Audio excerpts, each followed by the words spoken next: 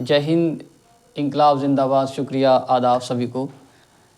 प्यारे साथियों, जैसे कि आप जानते हैं कि पहले मैंने एक भूगोल के बारे में एक बेसिक स्ट्रक्चर बताया था विश्व के और भारत के भूगोल के बारे में, जिसमें मैंने अक्षांश और देशांतर रेखाओं का जिक्र किया था। लेकिन आज मैं ये बताना चाहूँगा कि भूगोल का जो एक स्ट्रक्चर था, यानी पूरा जो एक ग्लोब है उसकी एक हिस्ट्री रही है। यानी कि हम लोग उस हिस्ट्री को आज देखने की कोशिश करेंगे, थोड़ा जानने की भी कोशिश करेंगे कि वो हिस्ट्री कैसे आई, वो कैसे उसमें अलग डायमेंशन सेट हुए और किस किस काल में उस हिस्ट्री में भूगोल के अंदर और भूगोल की प्रकृति, भूगोल की अवधारणा, भूगोल की एक क्राइटेरिया और भूगोल का एक जो नेचर रहा है उसमें कैसे परिवर्तन आया। तो जैसा कि हम सभी जानते हैं कि भूगोल एक परिवर्तन का सब्जेक्ट है, जिसमें दिन प्रतिदिन हर रोज़ परिवर्तन होते रहते हैं। कभी जलवायु परिवर्तन को लेकर, कभी ऑक्सीजन को लेकर, कभी कार्बन डाइऑक्साइड को लेकर, कभी हीलियम, नाइट्रोजन, अन्य तमाम तरह की जहरीली गैसों को लेकर। और एक अपडेट बहुत बड़ी है कि जैसे कि इथोपिया में एक ऐसा ज्वालामुखी फूटा है, इथोपिया और ब्रिटेन, यूरोप की तरफ, जिसका धुआं पूरे आसमान में फैल चुका है। इसकी वजह से वो कहा जाता है कि 12 लाख करोड़ साल पुराना है ज्वालामुखी। अब आप समझने की कोशिश करिए, जो इतना बड़ा ज्वालामुखी 12 लाख करोड़ साल पहले का था, वो उसका धुआं अब धरती के अंदर से निकल रहा है। इसका मतलब क्या है? इसका मतलब यह है कि इस पृथ्वी पर, यानी इस पूरे एक स्ट्रक्चर पर, ग्लोब पर परिवर्तन होता रहता है। किसी जगह से धरती से पानी निकल आता है, कभी किसी ज्वालामुखी कोई फूट जाता है, कभी आसपास का कोई ऐसा एक सुनामी आ जाती है जापान की, इंडोनेशिया की तरफ, जापान की तरफ, या अरब सागर की तरफ से गुजरात में पानी भर जाता है, मुंबई में पानी भर जाता है। इधर हम देखें, इधर बंगाल की तरफ, ब्रह्मपुत्र की तरफ, बंगाल ब्रह्मपुत्र की तरफ आती है, और थोड़ा सा और उधर देखें तो गंगा आती है, उधर से उत्तराखंड से होती है सीधे और यूपी में आ जाती है।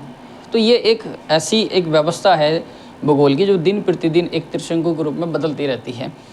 तो जैसे कि आप सब देख रहे हैं कि मैंने एक टॉपिक लिखा है, इसका नाम है हिस्ट्री ऑफ द अर्थ।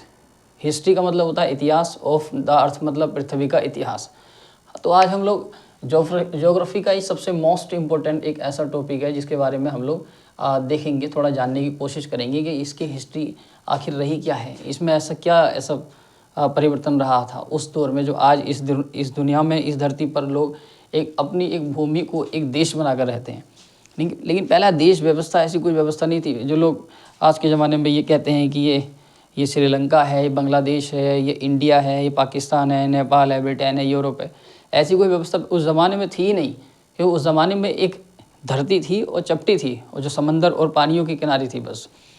तो जैसे कि आपके सामने मैंने ये देखो, ये एक मैप बनाया हुआ है, और ये मैप है, एक गोल मैप है ये पूरा। इसके अंदर 3 डायमेंशन है, पहला, दूसरा, तीसरा। तो जो पहला डायमेंशन है, सबसे पहला, इस पहले वाले डायमेंशन को हम कहते हैं महाकल्प, यानी इसको हम महाकल्प के रूप में जानेंगे। महाकल्प को इंग्लिश में एरा कहते हैं, एरा। और दूसरा वाला जो इसमें एक डायमेंशन है इसके अंदर का, इसे हम कहते हैं युग। इसे हम युग कहते हैं, इसे इंग्लिश में इपोच कहते हैं, एपोच। और तीसरा वाला जो इसके अंदर एक डायमेंशन है, उसको हम पीरियड कहते हैं, ये वाला, यानी इसको हम बोलेंगे पीरियड, यानी शक भी कह सकते हैं इसको हम लोग, और इसको हम कल्प भी कह सकते हैं ये। तो सबसे पहला आता है महाकल्प, और दूसरा आता है युग, तीसरा आता है कल्प यानी शक।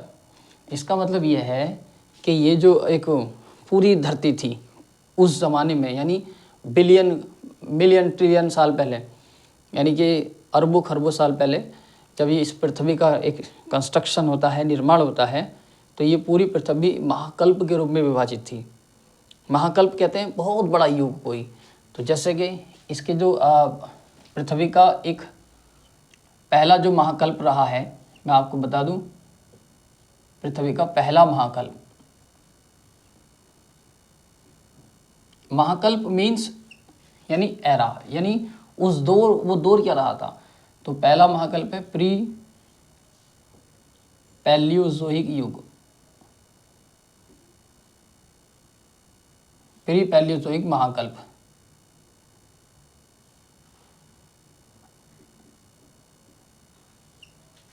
दूसरा है पैलियोजोइक,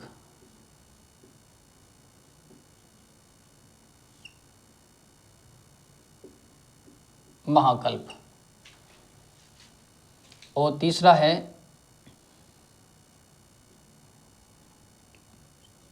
मेसोजोइक, महाकल्प। तीसरा है अगला सीनोजोइक,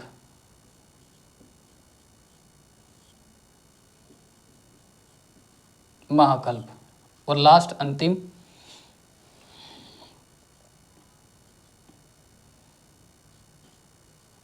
न्यूज़ोइक,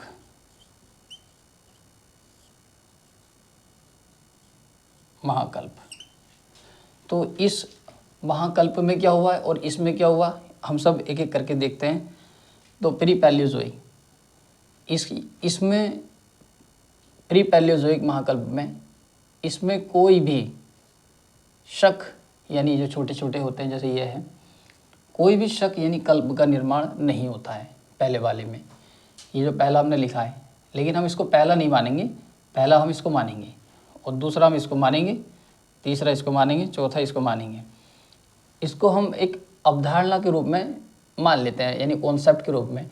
इसमें केवल 2 युग का निर्माण होता है और वो 2 युग मैं आपको बताने वाला हूँ। वो कौन से 2 युग हैं?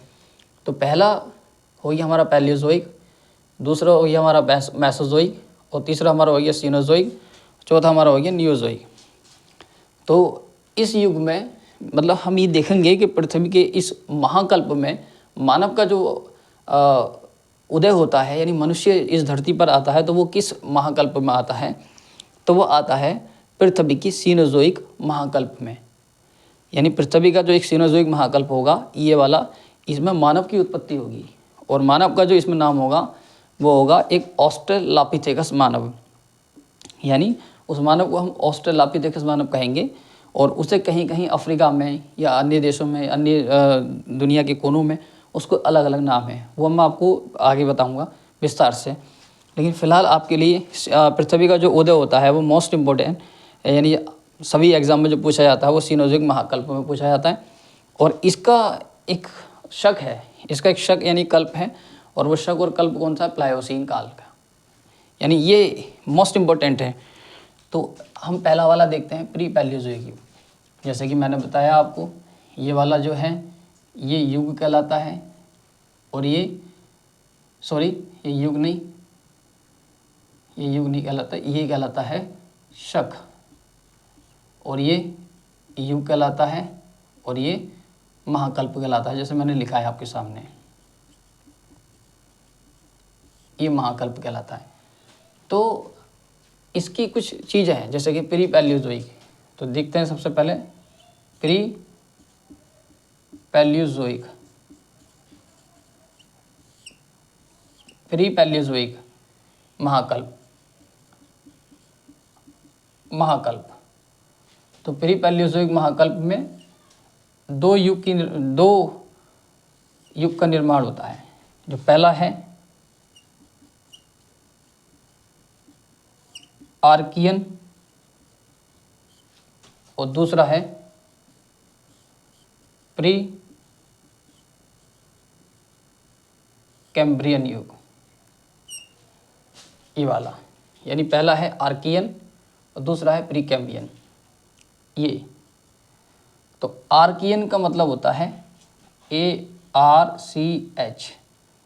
आर्क मीन्स आग, यानी जो चीज़ें आग से बनी हों।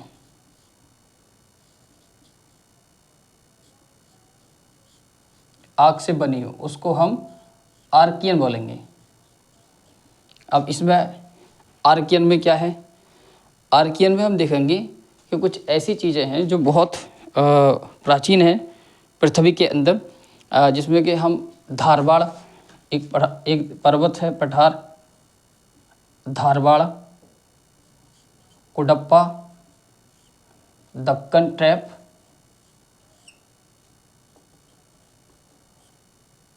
और फेल्सपार,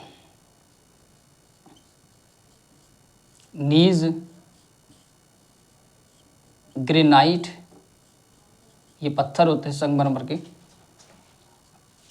इसे हम संगमरमर भी कह सकते हैं। धारवाड़, कोडप्पा, दक्कन ट्रैप, फेल्सपार, नीज ग्रेनाइट, ये पत्थर होते हैं जो, ये जितने भी पत्थर मैंने आपके सामने लिखे हैं अभी, धारवाड़, कोडप्पा, दक्कन ट्रैप, फेल्सपार, नीज ग्रेनाइट, ये आग्नेय चट्टानों से बने हैं। आग्नेय चट्टानों से बने हैं। चट्टानें जो होती हैं वो पृथ्वी की प्लेटों से बनती हैं, यानी चट्टानें जितनी भी निर्माण होंगी वो सब पृथ्वी की प्लेटों से ही बनेंगी, जो इग्नियस, इसे इंग्लिश में इग्नियस भी कहते हैं। और इधर देखते हैं हम प्री कैम्बियन में क्या हुआ। इस युग में प्री कैम्बियन में केवल, ओनली केवल अरावली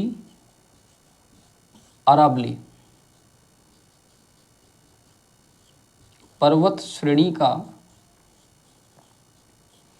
अरावली पर्वत श्रेणी का उदय होता है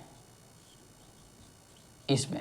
और अरावली पर्वत श्रेणी, इसीलिए इसका जो काल कहते हैं वो कहते हैं 12 लाख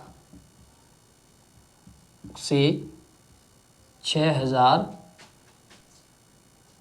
12 लाख से 6,000 तक का काल कहते हैं।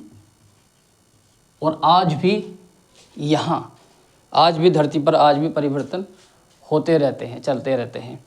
इसके अंतर्गत हम देखेंगे, जैसे मैंने बताया आर्कियन, आग, जो अगर जैसे आप ग्लोब देखें, जैसे ग्लोब का ही हमारा एक ग्लोब मान लो उसको थोड़ी देर के लिए, ये ग्लोब है, इसको ऊपर का जो हिस्सा होता है वो आर्कियन होता है, यानी ये वाला जो हिस्सा होता है इसका, ये आर्कियन होता है, इधर वाला ऊपर वाला, इसे ARCH बोलते हैं।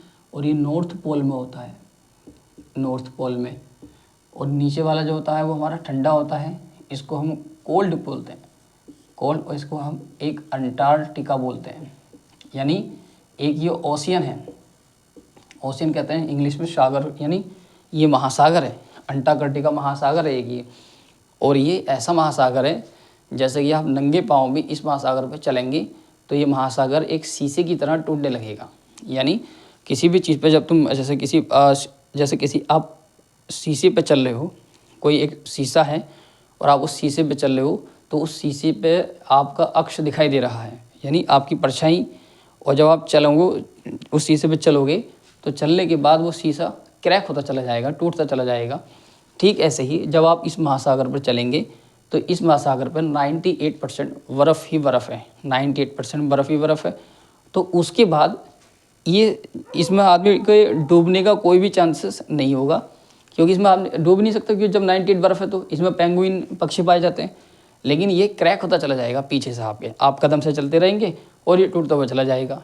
इस तरह का महासागर है ये, इसलिए यहाँ पर निवास स्थान नहीं है। लेकिन दुनिया के बड़े बड़े एक भूगोल वेत्ताओं ने यहाँ पर अपने सैटेलाइट स्टेशन लगा रखे हैं। जैसे कि हमारे इंडिया में एक हिमाद्री है, पंडित नेहरू जी के नाम पर चल रहा है एक तो, और एक हिमाद्री है, एक रेडियो का है, एक सैटेलाइट जो सेट है यहाँ पर जो अंटार्कटिका में जो एक मतलब नक्षत्रों से उसका एक मिलान है। दूसरा हम देखते हैं प्री कैम्बियन युग।